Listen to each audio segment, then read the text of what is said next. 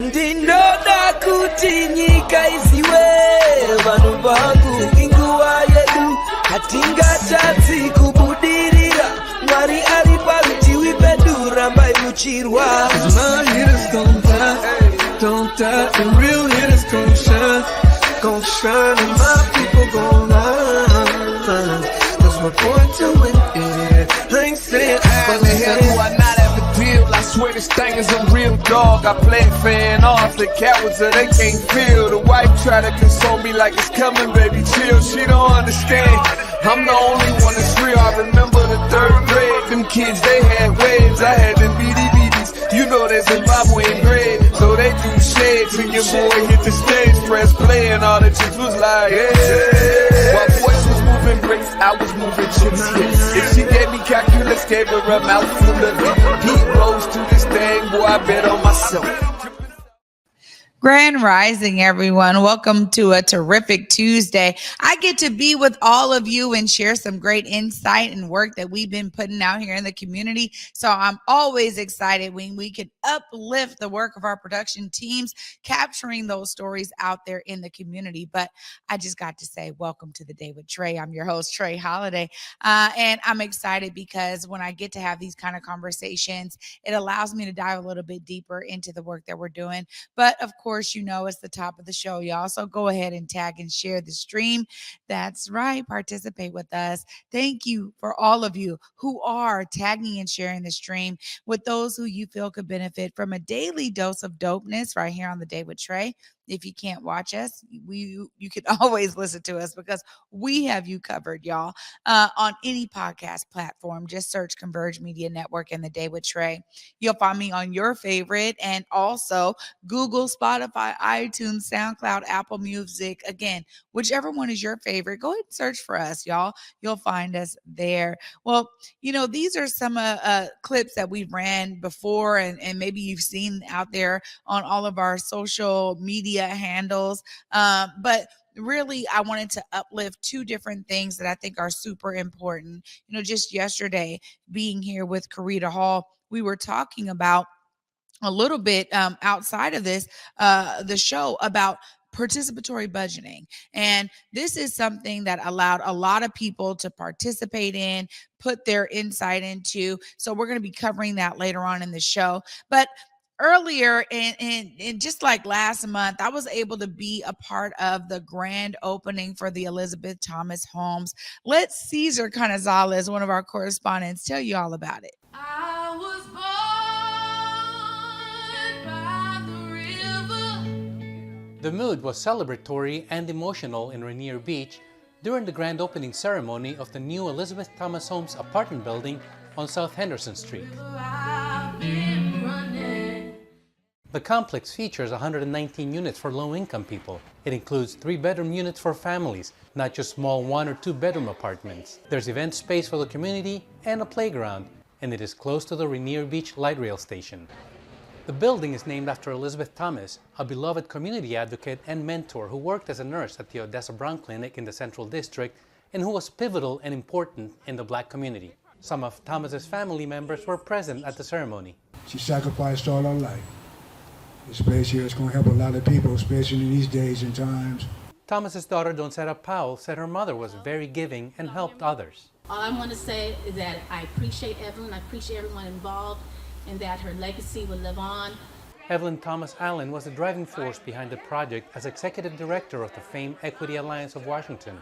She had a long relationship with Elizabeth Thomas and has fond memories of working with her. She would mentor young Black women who are interested in becoming nurses so that we could get more Black women and more Black people into the medical profession.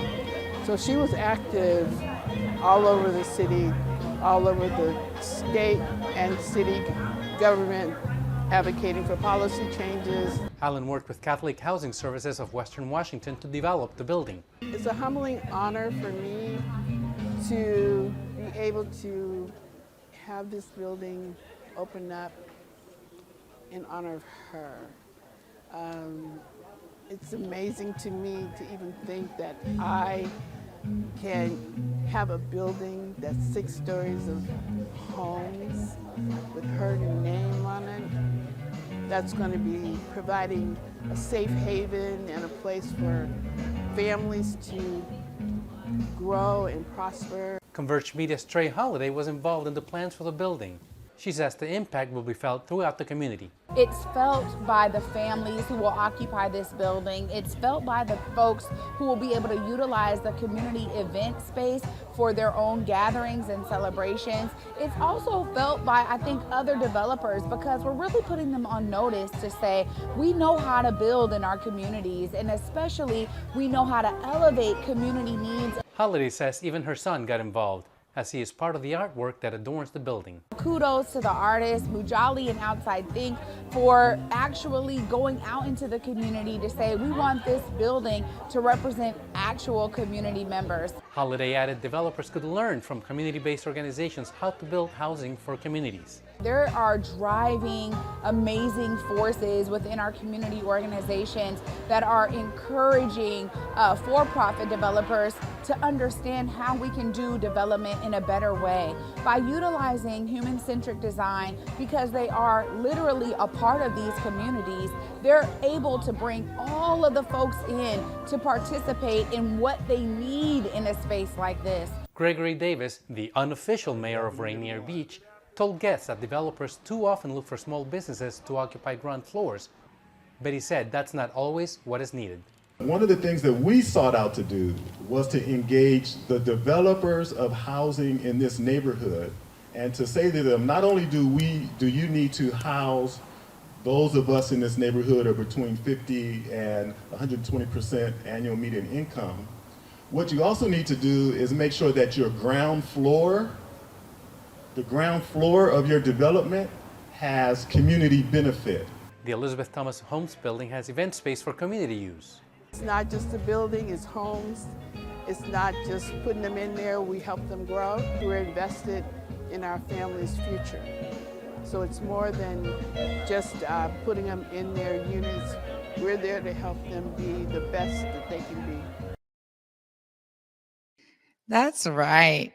Absolutely. Shout out to everyone who was a part of this amazing effort to bring the Elizabeth Thomas Homes out here to community. And as Caesar mentioned there, I mean, this is not just, studios and one bedrooms. I mean, they have family units up to 3 bedrooms here in this space, and being able to be on site and tour one of the amazing 3 bedrooms, you got to see that they really put a lot of thought and care into this space. I mean, we're talking high ceilings. We're talking, multiple toilets here, really benefiting larger families. And oftentimes we see in affordable development projects, we have to make so many different adjustments because of the way these projects get funded. And so it was clear that there was a strong intentionality to benefit community with this project and with these homes. And I really appreciate how Ms. Evelyn said, we don't just place them in the homes. We're here to be partners with them, to grow with them, help them out with the things they need. And one of the things that we're seeing in terms of the community-centric model of housing is that it's able to incorporate the needs of the folks who are in the homes. It's able to incorporate those families' needs. And Miss Evelyn has a strong history of this over at Monica's Village, where what she does and what the whole staff do there is they bring families in who are in need of housing, and they put them, they're creating this trajectory for what they want to become in 5 years. And there's support for them to become that, whether it's school or trades or starting a business, right?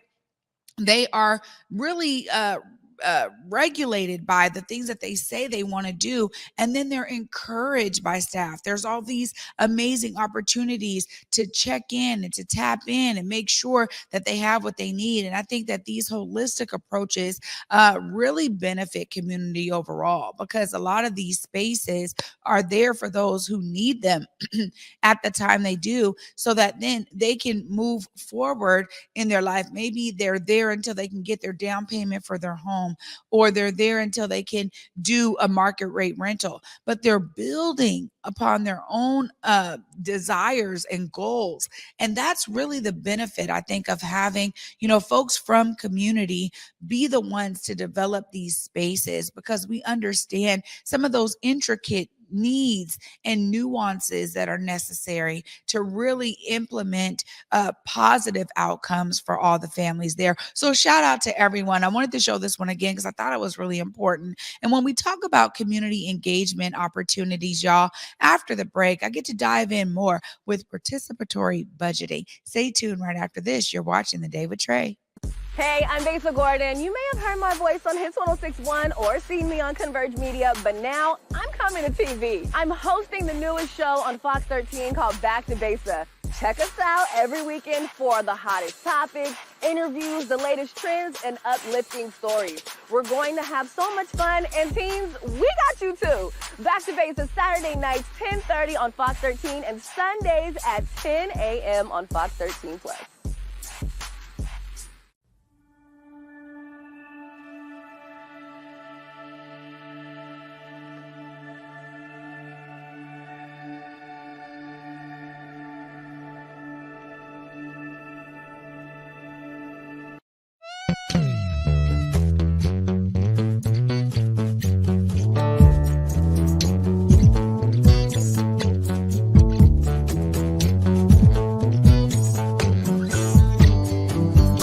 Hello, it's Marcus Trufant here, and for the month of October, Burgermaster and the Trufant Family Foundation are coming together. The Trufant Jalapeno Burger is great. It's going down, and a portion of each burger sold is going right back to the community.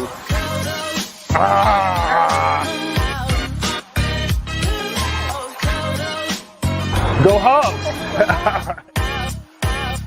Let's make it happen. You on my mind a lot, don't need no time watch. I don't know how I got you in my pocket spot. Yeah, that's babe, need you every day. You seem like the barging down, got my heart no barging in. From the bed to the floor to the couch, might wake the neighbors up, break you in and break you out. In the end, we gon' make a child, then we gon' hit the show. Part 2, we don't need no pause. You with Misty, we gon' get tipsy, don't need a power shot. Copy my steal, face the fact that, copy my steal, face the fact that.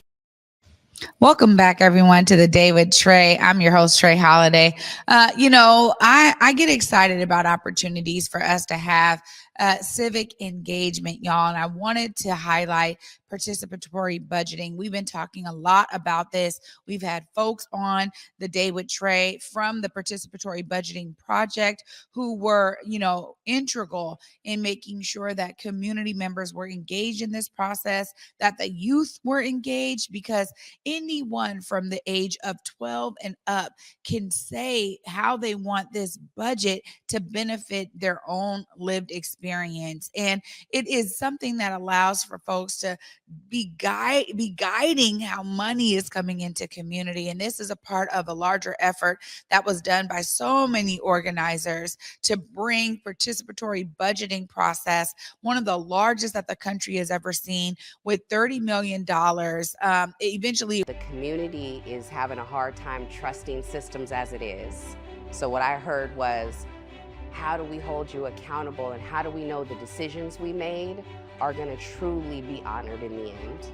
We're here to learn about the PD process, about how this community, this city, was given $27.25 million to put back into the Black and brown community and the indigenous, the Duwamish people, right?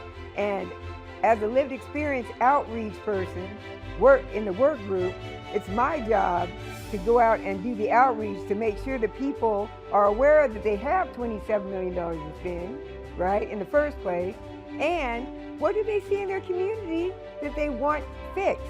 The reason we're doing this is because of the history of violence, and police violence specifically, that's impacting these communities. We realize that the ways in which we address those issues can't just be the same ways we've been doing it, which is very removed, top-down. So the strategies that will work in these situations, in a situation like this, is to make sure community is intricately involved in the solutions that will address the problems that we have within the system. It is allowing regular community members to engage in a process that allows them to decide how their tax dollars should be spent to best affect those communities that are not normally focused on or heard or paid attention to. So it basically flips everything upside down to provide equity to the community that's always been systemically affected. We need the community to make a change. We sit down and we talk about we don't like this and we don't like that. This needs to be done this way. This needs to be done that way. But in reality, nothing can get done from a couch. Nothing can get done from that chair that you sit in at work. You have to raise up and go to where the decisions are being made. When you vote and you put someone in office, then it's your job, not just their job to be accountable. You got to keep them accountable, right?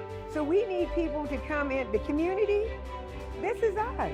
Right now, we are in phase 4, which is the proposal development phase. That is where we are taking those ideas that have been collected from community and we are building them into proposals that can be accepted by the city and funded. We had people submitting ideas as young as 10 years old, all the way up to the age of 70. So just as dynamic as that is, we've seen solar panels on every roof from an 8-year-old. We've seen tutoring supports and after-school programs. We've seen community build projects. So it was just so diverse to the many ideas that come from our unique community were just as many ideas that we've seen. What I was hearing in that space today is this process is feeling a little rushed for community. When we got to the proposal development phase, they're wanting to make sure that the ideas are given enough time to be researched properly so that an equitable lens can be given to them. It's really critical to have this kind of like intentional and meaningful involvement within the budget system in the city. Best way to get engaged with the People's Budget is to go to pvseattle.org. We are having our vote event starting on October 1st, running through the 23rd. That vote event will be at Washington Hall from 12 to 4, and it's going to be on October 1st. We're also going to be doing pop-up events on the 4th and the 11th. You want to make sure that you do follow us, though, on pvseattle.org to make sure that you stay up to date with all of the community engagement activities as well.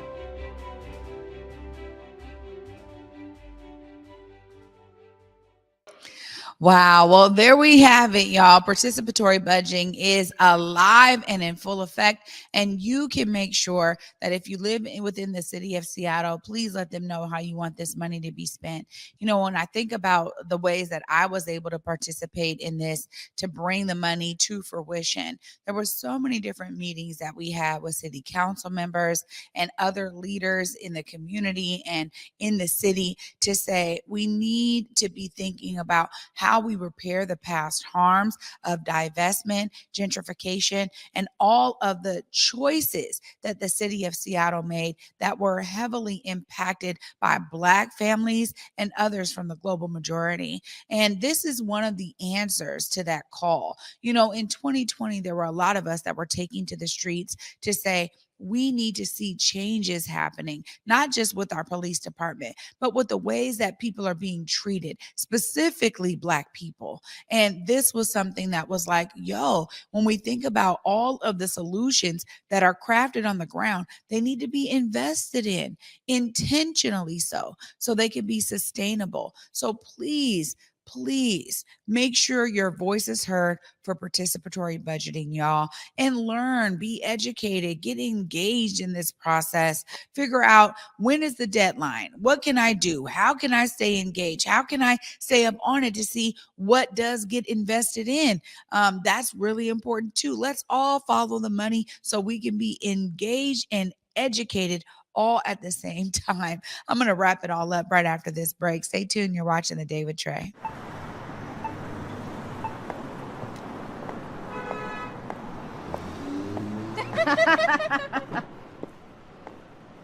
She can't be real.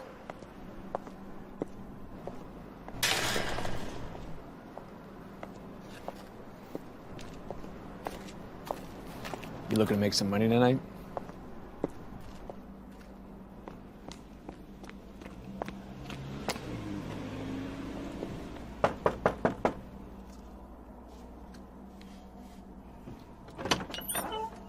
Daughter, come help me with dinner. Yes, Mommy.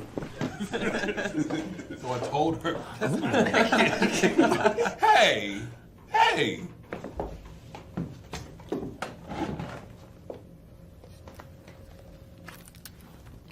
You are not the first or the only. There is a lineage you're inheriting. We are the blessed ones. The blessing. Listen. All right. Oh my God, it smells so good. Okay, because you know I made it. Auntie, you made the green? Any longer on me? No. Here we are.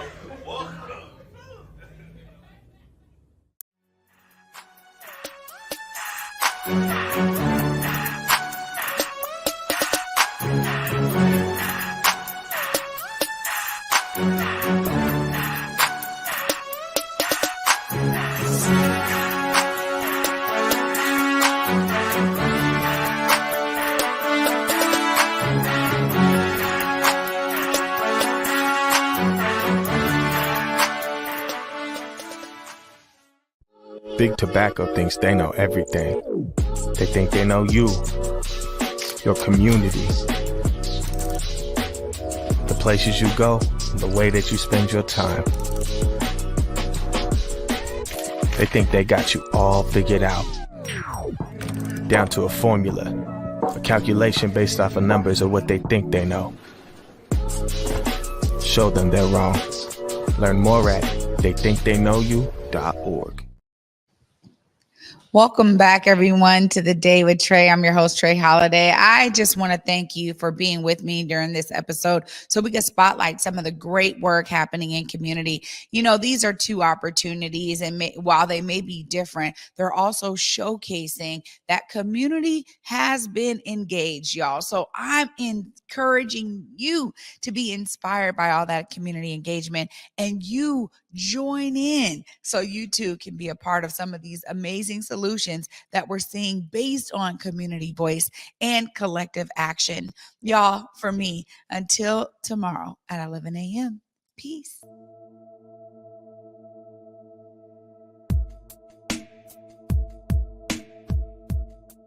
Converge Media produces culturally relevant content for Black and urban audiences. Our coverage is raw, transparent, and objective, praised by community leaders, government officials, and residents. Support Converge Media today via Venmo, Cash App, or PayPal at Converge Media.